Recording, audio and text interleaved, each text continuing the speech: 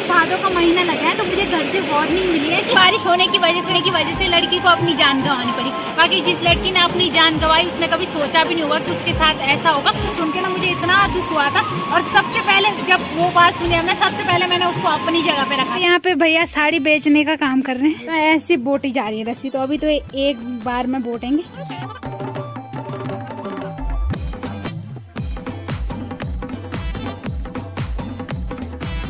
तो ये हमारी भैंस के लिए हो गई।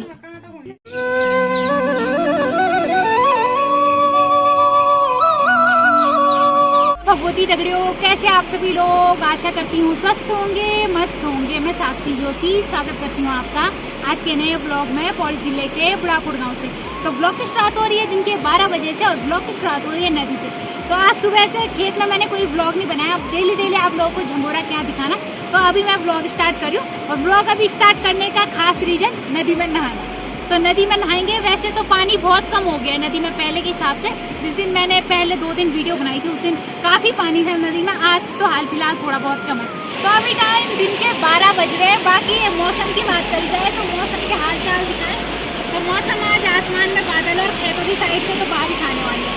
तो उस साइड दिखाई क्या उस साइड मौसम खराब होने जा रहा है।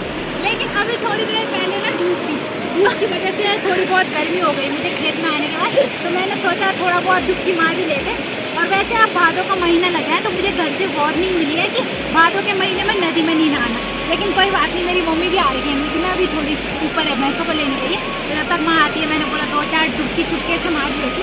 गाली तो खानी है क्योंकि भादों के महीने ना भूत वगैरह लग जाते हैं। तो इसलिए मना किया गया है कि नदी में नहीं नहाना। लेकिन क्या करें, गर्मियाँ जाने वाली है तो कब नहाना, फिर अगले साल ही नहाना है नदियों में। घर में तो नहाना है लेकिन नदी में अगले साल ही नहाना पड़ेगा। इसलिए जब तक गर्मी का मौसम है तब तक एक डुबकी कुछ दिन में मारनी है नदी में। कपड़े वगैरह कुछ नहीं ला रखे, ऐसे नहाएंगे। बाकी अपने साथ मैंने पूजा को भी बुला रखा है तो मैं और पूजा नहाएंगे। बाकी कैमरा मैन हमारी आरती रही है। बाकी आजकल बरसात में ना नहाने में डरे क्योंकि कुछ ही दिन पहले थलीसैंड साइड का एक केस सुनाई दिया गया। थलीसैंड साइड का कोई गांव था, रन गांव कुछ ऐसा नाम था उस गांव का।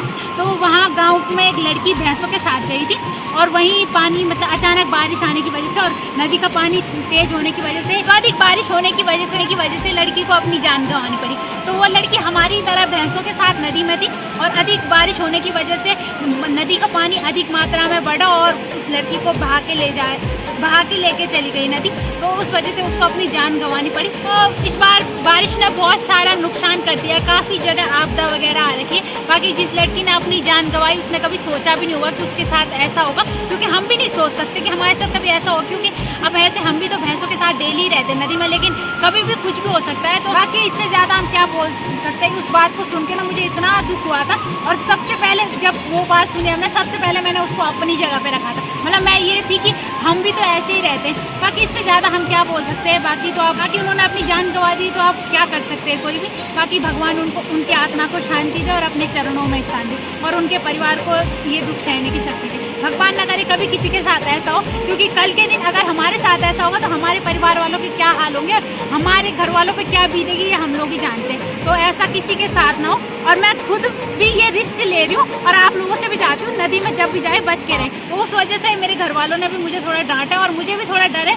लेकिन हमारी साइड ऐसा है ना कि हम जहाँ पे नहाते हैं तो नदी ऊपर तक दिखती है तो हमें पता चल जाता है कि ऊपर से तेज बारिश आ रही है या पानी तेज बढ़ रहा है। तो इस वजह से हम नदी में नहा रहे हैं। बाकी रिस्क का काम तो है ये। काफ़ी लोगों ने मुझे पहले दिन भी बोला था कि नदी में इस टाइम पे मत नहाया करो क्योंकि मौसम की कुछ ऐसे हाल है। आप लोगों ने बिल्कुल सही बोला, मैं आप लोगों की बात से बिल्कुल सहमत हूँ। लेकिन क्या करें, अब मन विचलित हो जाता है तो मन के साथ कौन बोल सकता है। तो इसलिए थोड़ा बहुत डुबकी मारेंगे। और वैसे हमें पता चल जाता है ऊपर से बारिश आई है या तेज पानी आएगा, तो इसलिए डरने की मतलब ज़्यादा बात नहीं है। बाकी आज हाल फिलहाल नदी में पानी बहुत कम है। भले मैं काम कर रही हूँ, मैं भी थोड़ा डर के कर रही हूँ, लेकिन मैंने बताया ना हमारे लिए इतना रिस्क नहीं है तो तब ज़्यादा टेंशन नहीं।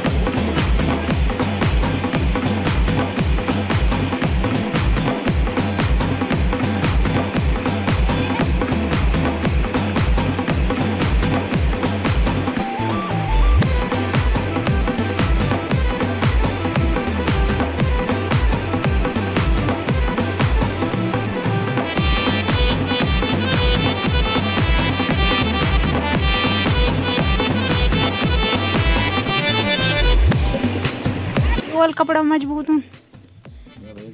तो अभी यहाँ पे भैया साड़ी बेचने का काम कर रहे हैं। भैया क्या रेट है साड़ी का फिर? ये बस फ्री में दहेज में आ रही है। दहेज मेरी आई तो मेरी माँ मैं बजाऊँ। हाँ बहुत बचपन से देखा हमने वहाँ। मत दहेज में आ रही और मेरी मम्मी के मायके से आ रहे मेरी नानी के यहाँ से। ये तो जूड़ी जूड़ बन रहा है पर फौली भाई। अच्छे तो रहने दो। इसका बहुत खतरनाक। ये तो बिटालन बाबू है माँ। और फॉल निकाल दिया अपन। फॉल नहीं वो बॉर्डर जो।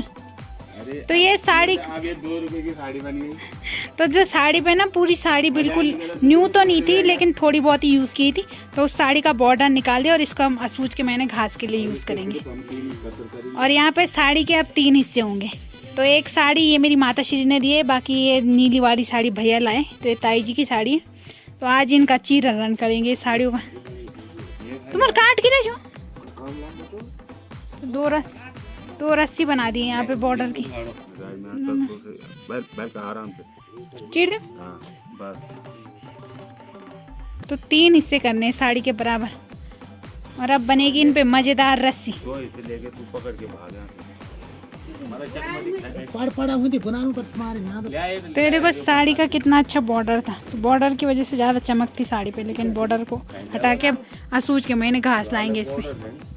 जो फॉल च वो थे भी रहने दे, फॉल भी वो एक दमोला काम है। तो रस्सी बनना प्रारंभ होगा। तो इसको क्या बोलते हैं भैया? अरे मुझे नहीं पता है, मैं तो दादाजी को ये भूरा मर गया तब से। तो पहले भूरा भैया ही बनाते थे हमारे गांव में ज़्यादा रस्सी लोगों की। हमारी तो मेरे पिताश्री बना लेते हैं, लेकिन लोगों के इनको बोलते हैं अंठले। अंठले ना, हाँ तो अंठले बोलते हैं इनको। इनकी बनाएंगे रस्सी। तो साड़ी की बनाएंगे रस्सी। तो साड़ी जब यूज़ नहीं आती ना, मैं पापा बोल नहीं पहले। तो ये देखो ऐसे रस्सी बनना स्टार्ट होगा। और इस पर बनाएंगे हम भैंस के लिए रस्सी। तो किसी के लिए भी बना सकते हैं आप, भैंस के लिए या घास के लिए या कुछ भी तिरपाल वगैरह पे बांधने के लिए। लेकिन ये वाली रस्सी बन हम भैंस के लिए। तो पहाड़ी रस्सी बनने की टेक्निक देखो। तो अब तो आजकल के ज़माने में कपड़े बहुत है, इसलिए साड़ी की रस्सी बना रहे हैं। तो दादी पहले किसकी रस्सी बनाते थे? भांग की। भांग की? सोना की। सोन क्या होता है?